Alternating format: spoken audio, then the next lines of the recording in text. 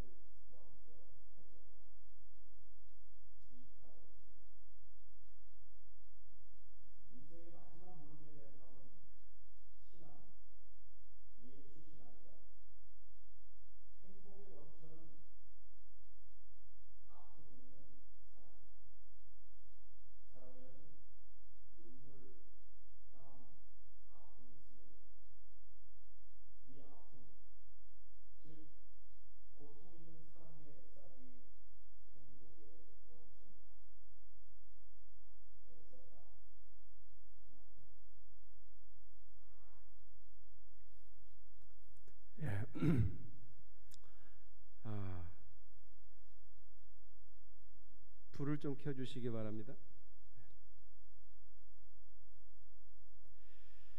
최영섭 집사님, 근데 본인은 계속 집사님으로 남고 싶어 했다 그러더라고요.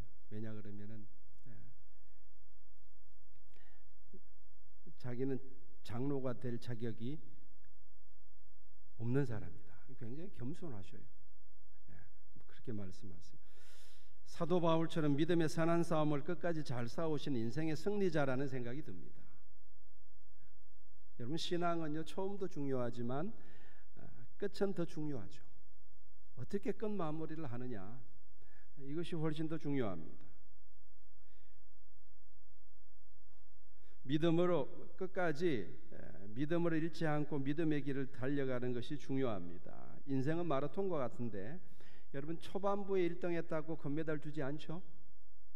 마지막에 1등으로 들어와야지 금메달을 주는 겁니다. 인생도 마찬가지일 겁니다. 마지막 순간에 우리가 최영섭 집사님처럼 저런 유언장을 남길 수 있는 사람이 인생의 승리자요, 하나님이 주시는 금메달, 의의 면류관을 받아 쓸 수 있다고 믿습니다. 그런데 오늘 우리가 성경에 소개하는 이 아사왕은 안타깝게도 시작은 좋았지만 끝이 좋지 않았던 대표적인 케이스입니다. 성경이 아사왕에 대해서 정직하게 기록하고 있는 것은 우리에게 교훈을 주려고 함이겠죠. 그래서 아사왕의 잘한 점만 부각시키는 것이 아니라 또 잘못한 점도 정직하게 적고 있습니다. 오늘 본문을 깊이 관찰하면서 하나님이 주시는 몇 가지 교훈을 얻고자 합니다. 여러분, 우리는 어쩌면요, 제가 방금 소개해드린 최영섭 집사님보다 우리는 아사왕처럼 될 가능성이 훨씬 더 많습니다. 그러니까 우리의 신앙이 용도삼위가 되기가 굉장히 쉽다는 겁니다. 왜냐 그러면 성경에 그런 인물들이 많이 등장하잖아요. 솔로몬도 용도삼위로 끝났죠. 아사왕도 그렇죠. 사울 왕도 그렇죠. 그래서 우리는 이 아사왕처럼 이렇게 용도삼위가 되지 않고 방금 제가 보여드린 최영섭 집사님처럼 마지막까지 믿음의 선한 싸움을 잘 싸우기 위해서 오늘 말씀을 통해서 하나님께서 저와 여러분들에게 교훈해 주시기를 주의 이름으로 축원합니다. 자, 첫 번째, 오늘 본문 9절을 보시면은 이렇게 말씀합니다. 여호와의 눈은 온 땅을 두루 감찰하사 전심으로 자기에게 향하는 자들을 위하여 능력을 베푸신다. 그렇게 말씀하죠. 여러분, 이 말을 뒤집으면요, 아사왕은 어땠다는 이야기입니까? 전심으로 하나님을 향하지 못했다는 이야기예요. 여러분, 아사가 남유다 왕이 되고 초반에는 하나님을 잘 섬겼습니다. 정의롭게 나라를 통치하려고 했고, 그 다음에 우상들을 다 타파하고, 그 다음에 백성들에게 하나님의 율법을 따라 살도록 그렇게 했습니다. 하늘에서 온 땅을 두루 감찰하시는 하나님께서 그 아사왕의 그런 모습을 보고 하나님께서 아사왕을 축복해 주셨어요. 그래서 역대하 14장 6절에 보면은 여호와께서 아사에게 평안을 주셨으므로 그 땅이 평안하여 여러 해 싸움이 없는지라 그가 견고한 성읍들을 유다에 건축하니라. 이렇게 말씀합니다. 하나님께서 아사 왕에게 축복해 주셔서 나라가 평안해졌다.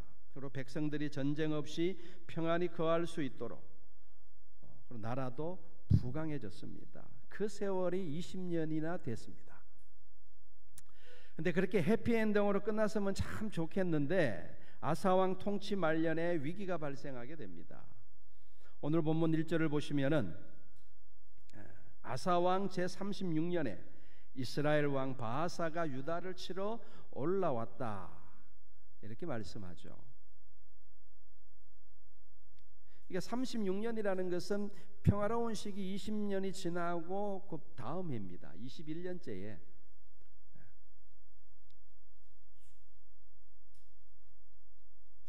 이 말씀을 묵상하면서 왜 이런 일이 일어났을까를 생각해 봅니다. 왜 이런 일이 일어났을까? 여러분, 인생의 위기는요 결코 우연히 일어나지 않습니다. 전후 문맥을 살펴보면은, 그러니까 오늘 성경 본문, 우리가 읽은 본문의 전후 문맥을 살펴보면요, 오랜 평화기를 거치면서 아사 왕의 신앙이 점점 변질된 것으로 보입니다. 그래서 하나님은 경고 차원에서 보호막을 거두신 것이죠. 그러니까 지금까지는 주변 국가가 남유다를 쳐들어오지 못하도록 하나님의 울타리를, 딱 보이지 않는 울타리를 이렇게 치고 계셨는데, 하나님께서 그 울타리를 걷어버리신 겁니다. 그러니까 곧바로 바하사가 쳐들어온 거죠. 여러분, 우리 인생도 똑같다고 봅니다. 우리에게 삶의 위기가 찾아올 때가 있죠. 갑작스럽게 삶의 위기가 찾아옵니다. 건강의 위기가 찾아올 수도 있고, 사업의 위기가 찾아올 수도 있고, 또 여러 가지 관계의 위기가 찾아올 수도 있고, 하여튼 여러 가지 모양으로 삶의 위기가 찾아오는 것은, 그건 여러분 하나님의 경고 메시지로 우리는 봐야 합니다. 회개하고 하나님께로 돌아오라는 하나님의 경고 메시지인 거예요. 그런데 그러한 하나님의 경고에도 불구하고 끝까지 고집을 부리면은 아사 왕처럼 결국은 인생이 실패로 끝날 수도 있는 것입니다. 그러나 다윗 왕처럼 회개하고 하나님께로 돌아오면 하나님께서 다시 평안을 회복시켜 주실 줄로 믿으시기를 바랍니다. 자, 오늘 본문 7절을 우리 같이 한번 보실까요? 7절을 우리 같이 한번 읽어보겠습니다. 시작. 그때 선견사 하나니가 유다 왕 아사에게 나와서 그에게 이르되,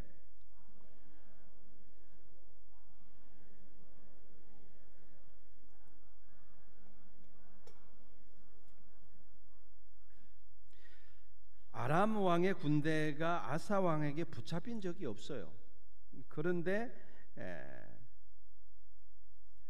그 아사 왕의 손에서 아람 왕 군대가 벗어났다. 이 말은 사실 이치에 맞지 않는 말입니다. 아니, 붙잡힌 적도 없는데 뭐 벗어난다는 겁니까?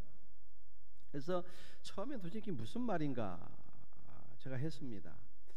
근데 여러분들, 이 말씀의 뜻은 이렇습니다. 바사 왕이 쳐들어왔을 때에 아사 왕이 전심으로 하나님을 의지했더라면은 그 바사 왕을 물리쳤을 뿐만 아니라 하나님께서 아람 왕까지도 물리칠 수 있도록 해 주셨을 것이다. 그런데 안타깝게도 아사 왕이 하나님을 의지하지 않음으로 말미암아 그 하나님의 계획이 수포로 돌아가고 말았다는 이야기예요. 놀라운 이야기죠. 지도를 한번 보실래요?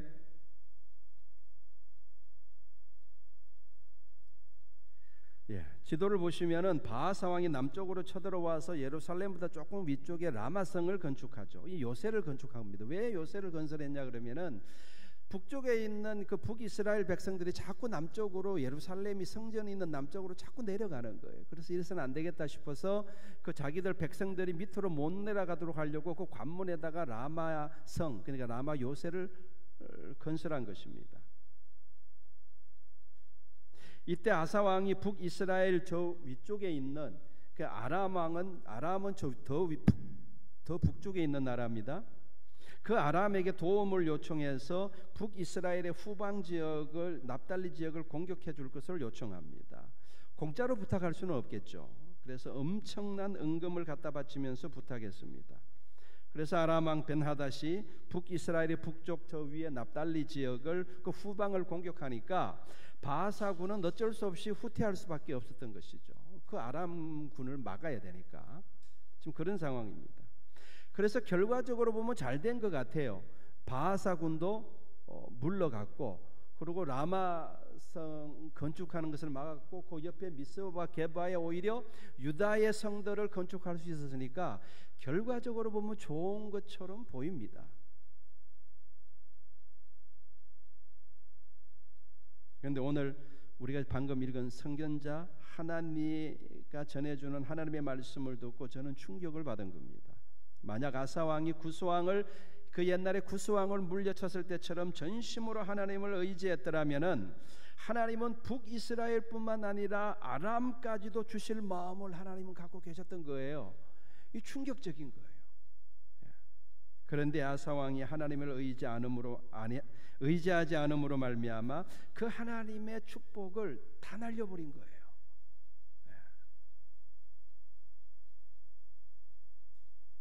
여러분, 우리 인생의 위기가 닥쳐왔을 때 우리가 사람을 의지하지 않고 전심으로 하나님만 의지하면은 하나님의 엄청난 축복이 그 뒤에 숨겨져 있음을 믿으시기를 바랍니다. 예레미야 선지자는 이렇게 말씀합니다. 예레미야 29장 11절 13절 같이 읽겠습니다. 시작. 여호와의 말씀이니라. 너희를 향한 나의 생각을 내가 아나니 평안이요 재앙이 아니니라. 너희에게 미래와 희망을 주는 것이니라. 너희가 내게 부르짖으며 내게 와서 기도하면 내가 너희들의 기도를 들을 것이요 너희가 온 마음으로 나를 구하면 나를 찾을 것이요 나를 만나리라. 할렐루야. 여러분, 우리의 삶 가운데 위기가 발생했을 때 그것을 재앙이라고 생각하지 마시기를 바랍니다.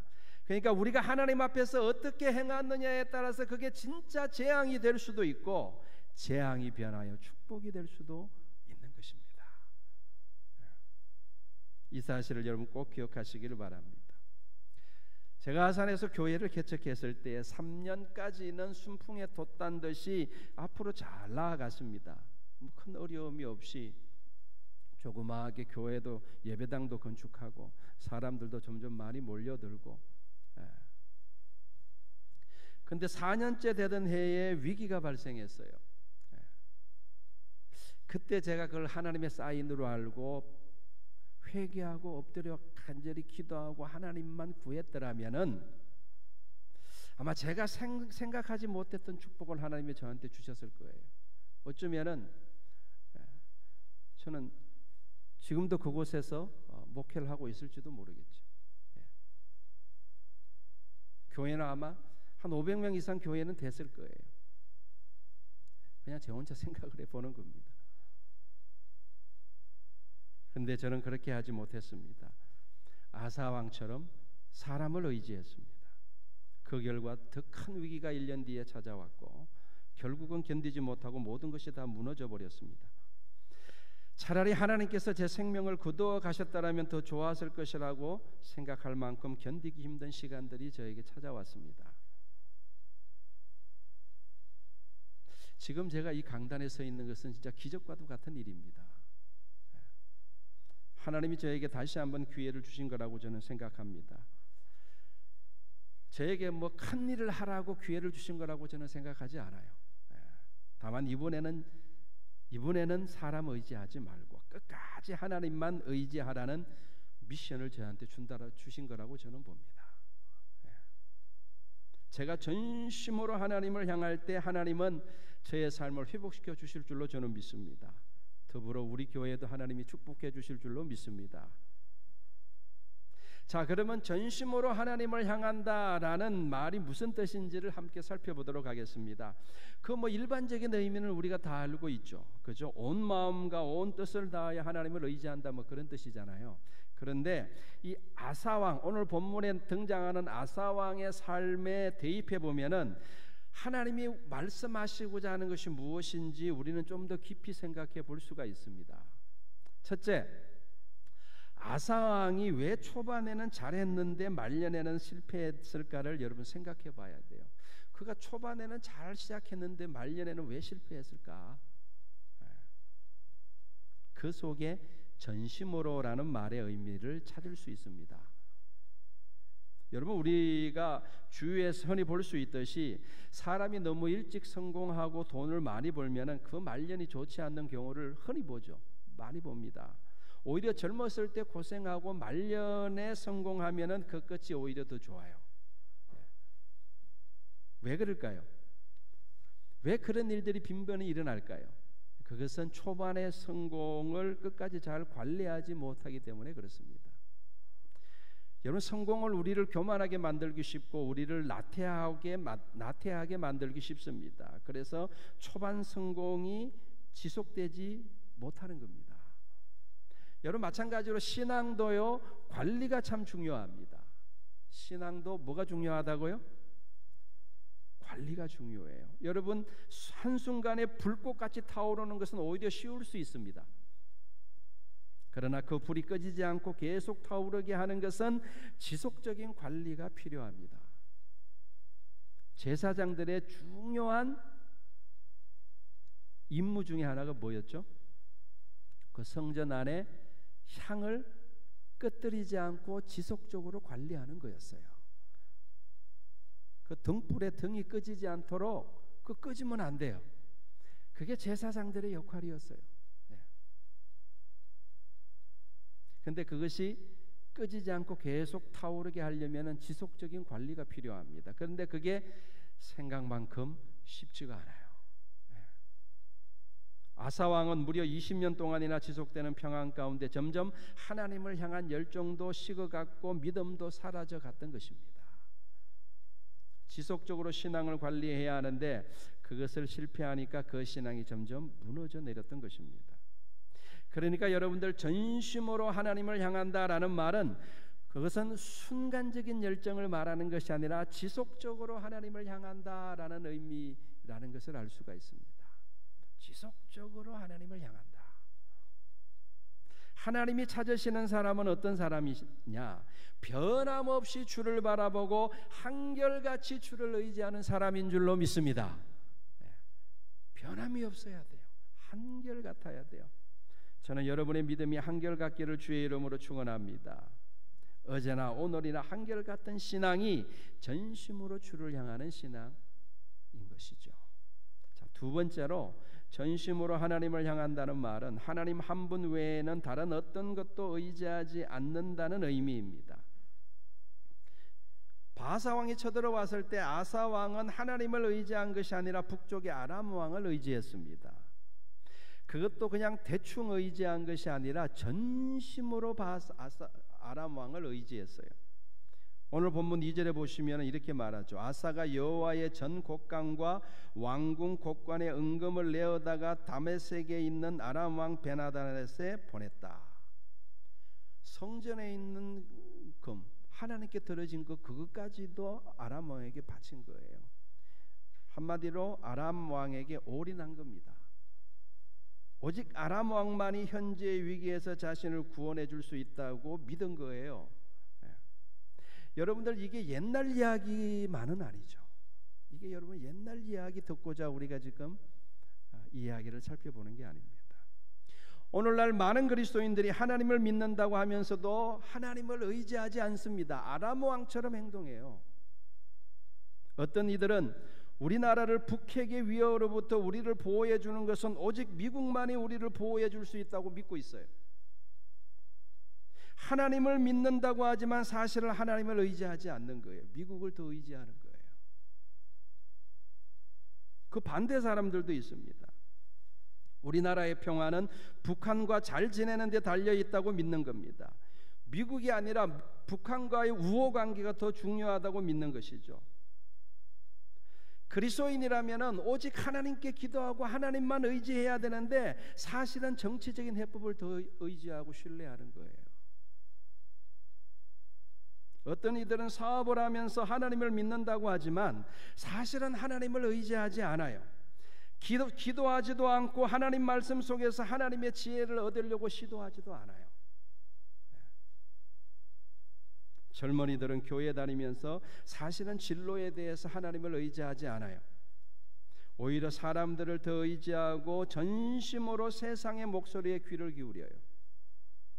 어떤 어머니들은 자녀들을 키우면서 하나님을 믿는다고 하지만 사실은 자식 교육을 하나님께 의지하지 않아요. 오히려 세상의 교육 철학에 더 귀를 기울여요. 어떤 이들은 하나님을 믿는다고 하면서도 자신의 노후는 하나님께 맡기지 않아요. 하나님을 믿는다고 하면서 자신의 노후에 대해서 불안해합니다. 그리고 세상적인 노후 대책을 더 의지합니다. 여러분, 가만히 생각해 보십시오. 나는 정말 전심으로 하나님만 의지하고 살아가는가? 한번 생각해 보시기를 바랍니다. 전심으로 하는 말은 내 마음의 전부가 하나님을 향해 있는 것을 말하는 겁니다. 내 마음이 나누어지는 순간 그건 전심이 아닌 거예요. 이상하게 오늘날은요, 난 하나님만 믿어 라고 말하면 오히려 이상한 사람 취급합니다. 교회 안에서 무식하다고 핀잔 듣습니다. 그렇게 무모한 것은 올바른 신앙이 아니라고 비난받습니다. 여러분, 전심오라라는 말은요, 무모하리 많지 하나님만 의지하는 걸 말하는 거예요. 여러분, 수십만의 적군이 쳐들어왔을 때 하나님만 의지하는 것은 사실 그 무모한 일이에요. 아무런 대책도 없이 하나님만 의지한다? 얼마나 무모한 일입니까? 여리고성을 점령한다고 하면서 성주의를 가만히 돌기만 하고 있다면 그만큼 무모하고 무식하고 무모한 일이 어디 있어요? 하나님이 말씀하셨다고 그래 100세에 낳은 아들을 칼로 죽이려고 하는 아브라함은 얼마나 무모한 사람입니까? 얼마나 무식하고 무모한 신앙이에요. 예수님이 나를 따라오라고 한다고 가정도 다 내팽개쳐버리고 직장도 다 자기 하는 일 다 버리고 예수님을 따라 나선 사도들은 또 얼마나 무모한 사람들입니까? 그러나 여러분, 하나님을 향한 그 무모함이 우리를 위기로부터 구한다는 사실을 믿으시기를 바랍니다. 여러분, 우리는 사실요 지금보다 더 무모해져야 돼요. 우리는 더 무모하게 기도해야 됩니다. 기도 외에는 다른 방법이 없는 것처럼 우리는 절실하게 기도해야 됩니다. 우리는 더 무모하게 말씀을 묵상해야 돼요. 말씀 외에는 우리가 들을 진리가 없다라고 믿고 오직 말씀에 우리는 집중해야 되는 겁니다. 우리는 더 무모하게 예배에 참석해야 됩니다. 이것저것 다 재고 시간 되면 예배에 나온다는 것은 그것은 전심으로 하나님을 향한다는 것과는 거리가 먼 거예요. 비가 오나 눈이 오나 가까이 있으나 멀리 있으나 건강할 때나 아플 때나 한가할 때나 바쁠 때나 한결같이 무모하리 많지 예배에 나오는 것, 그게 전심으로 하나님을 향하는 거죠. 우리는 우리의 행동을 통해서 우리의 믿음을 이미 다 말하고 있는 거예요. 여러분, 아사왕은 위기를 닥쳤을 때 현실적인 해법을 찾은 겁니다. 북쪽에서 아람 왕이 바하사 왕을 공격해주면 바하사가 물러갈 것이라고 생각한 겁니다. 오늘날 우리의 생각으로는 잘했다고 칭찬할 겁니다. 그리고 그것도 하나님이 주신 지혜라고 우리는 칭찬할 거예요. 지금 이 자리에 아사 왕이 있으면 참 잘했습니다. 하나님이 주신 지혜가 참 놀랍네요. 이러고 아사 왕을 칭찬할 거예요. 그러나 오늘 성경에서는 뭐라고 말합니까? 아사 왕이 망령되이 행했다고 말합니다. 여러분, 현실적인 게 여러분들 어쩌면 하나님 앞에서 망령된 게 될 수 있어요. 그리고 우리가 무식하다고 비난하는 그 무모하리 많지 하나님만 바라보는 신앙, 그게 하나님이 기뻐하시는 신앙일 수 있는 겁니다. 하나님은 지금도 온 땅을 두루 감찰하고 계십니다. 무모하리 많지 하나님만 의지하는 사람을 하나님은 지금도 찾고 계신 줄로 믿습니다.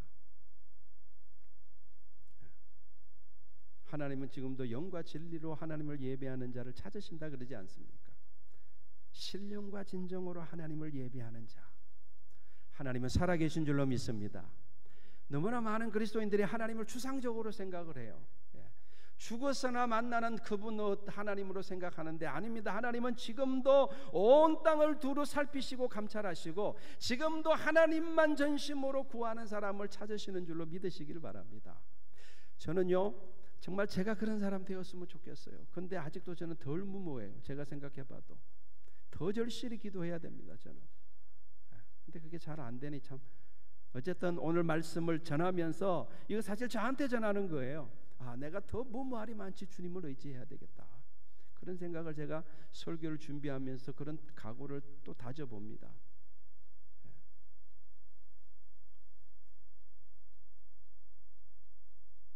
그렇게 전심으로 하나님을 찾는 사람들에게 하나님이 어떻게 하신다고요? 오늘 본문에 보면은 능력을 베푸신다 그랬어요. 여러분, 하나님의 능력을 덧입는 저와 여러분 되시기를 바랍니다. 여러분, 교회를 세우는 것도 하나님의 능력으로 세우는 거예요. 가정을 회복하는 것도 하나님의 능력으로 가정이 회복되는 겁니다. 이 나라가 코로나를 극복하고 다시 이렇게 정상적인 생활로 회복되어지고 이 나라가 정말 외세의 모든 위협으로부터 또 보호되어지고 이 나라가 경제적으로 부강해지고 우리 청년들이 일자리가 다시 생겨나고 하는 이 모든 일들이 다 하나님의 능력에 달려있는 줄로 믿으시길 바랍니다. 정말 하나님의 손에 달려있어요, 여러분들. 우리 오늘 말씀 사랑교회 성도들만이라도 전심으로 하나님을 찾는다면 하나님께서 우리의 기도를 들으시고 하나님께서 우리를 보시고 하나님께서 우리 교회뿐만 아니라 우리 가정과 우리 나라를 하나님께서 회복시켜 주실 줄로 믿습니다. 할렐루야. 저는 그래서 여러분이 좀 잘 되는 걸 보았으면 좋겠어요. 하나님의 능력으로. 그래서 우리가 전심으로 모일 때마다 하나님을 기뻐하고 하나님을 전심으로 찬양하고 그런 살아있는 교회, 그런 교회를 함께 이루어갈 수 있기를 주님의 이름으로 축원합니다. 기도하겠습니다.